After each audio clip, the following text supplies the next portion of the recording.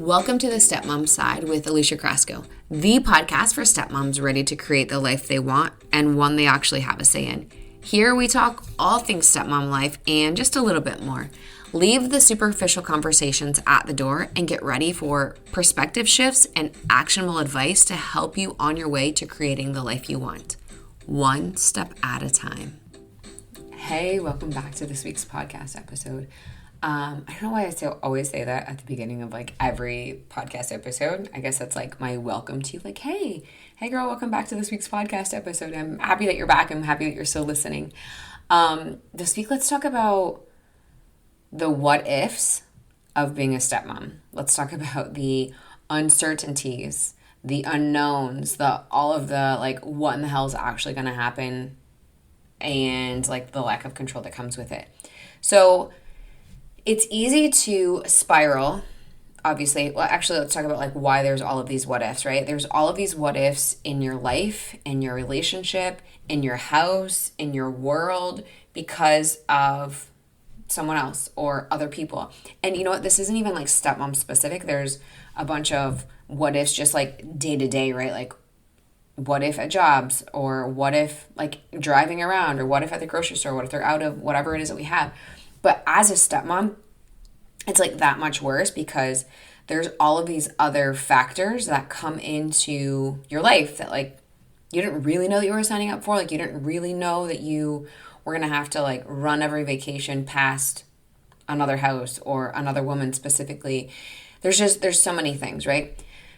So it's easy to, let's talk about the vacation thing specifically. It's easy to like, what if she doesn't approve? What if she wants to know all of the details? What if, there's so many things that you can what if, right? Because there's all of the uncertainties and all of the unknowns, and they drive you absolutely crazy.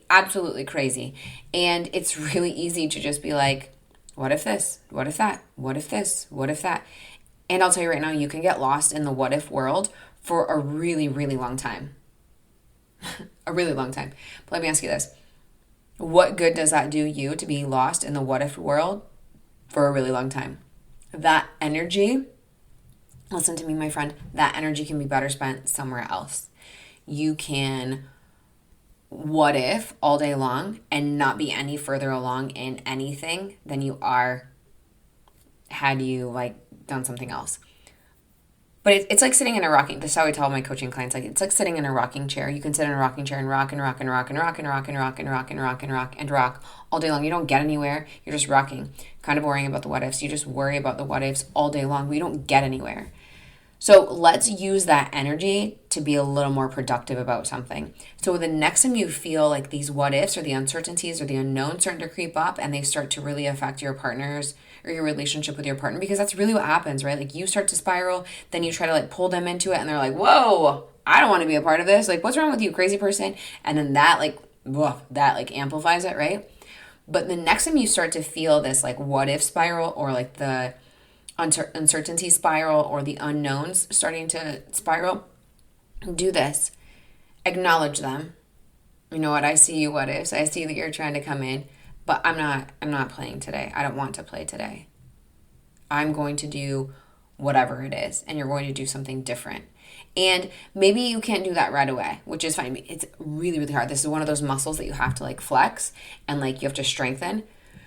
But if you can start a timer, set a timer for maybe 30 minutes, maybe 45 minutes, maybe an hour, and you just go down the what if rabbit hole, the unknowns, the uncertainties, all of the things, and just let yourself like freak out and like be like mentally exhaust all of those things, and then start to cut that timer back. This is another like technique that I use in my coaching. Like I set a timer, let yourself go crazy, let yourself like your mind go crazy, like let yourself. And I typically tell people to use it like if they're frustrated, like let yourself be mad for however long, and then get up and change your scenery. Get up and do something different. Get up and go for a walk, run some errands, go for a workout, make a cup of coffee, whatever it is that you can do. Like just get out of your house, get out of wherever it is that you are, and go do something different that helps you like break that cycle and just like get out of there. But the what ifs don't serve you. And I also know that the what ifs will control you. speaking from personal experience. So the what ifs will absolutely control you. You don't want that. I don't want that for you. If you need help through this, obviously you know that I have a community because you listen to the podcast every week. But you come into the community, ask the questions. Hey guys, I'm struggling with this. Has anyone ever gone through this? If you had this what if, is this something that you dealt with? But don't get caught up in the what if game because you'll be stuck there for way longer than you should. And it's really hard to get out of that cycle by yourself. Again, so get support early and often. But it's really hard to get out of that cycle by yourself. But the what ifs will absolutely control you. Absolutely. So set a timer. Go through all of the what if scenarios. Start worst case scenario. Worst case scenario in your what if situation, this will happen. Well, then what? What are you going to do then? And then what if the best situation happens? Then what? Right? Like, obviously that's what we want is the best situation, but the best situations don't always happen. So let's what if the worst situation, worst scenario, and then what are we going to do from there? And we can kind of like work ourselves backwards. Excuse me. But having a plan, that's what you want as a stepmom. You want to feel safe. You want to feel okay. You want to feel the love. So have a plan for yourself. That's why I say start with the worst case scenario. What if that part? Have a plan in place, communicate it with your partner, and just be done with it. And so then the next time it's going to come up, because you know that it's going to come up because it's cyclical, your brain is going to start to go crazy because it's designed to keep you safe. When you start down that what if spiral, just, you know what? That's how I would talk to myself. You know what, Alicia? We've already done this. Our plan is worst case scenario, this happens. This is what we're going to do. Best case scenario, this happens. It's going to be great. Not a big deal. But already have that plan in place. So when that insecurity, jealousy, uncertainty, the unknowns, like all of the things, imposter syndrome, all of those things come into play, you already have a plan. And you'll be able to come back from it that much sooner. That's it for this week. I've been doing a lot of like short episodes, like quick, easy, like get you a quick win sooner rather than later. Let me know if you like them, like if you like shorter episodes, but I will chat with you next week. Thanks for taking time to listen to this week's episode. If anything was helpful or resonated with you, please share it on social media and tag me. I'm just at Alicia Krasko. And if you could leave a 5-star rating and a review while you're at it, that would also be really helpful.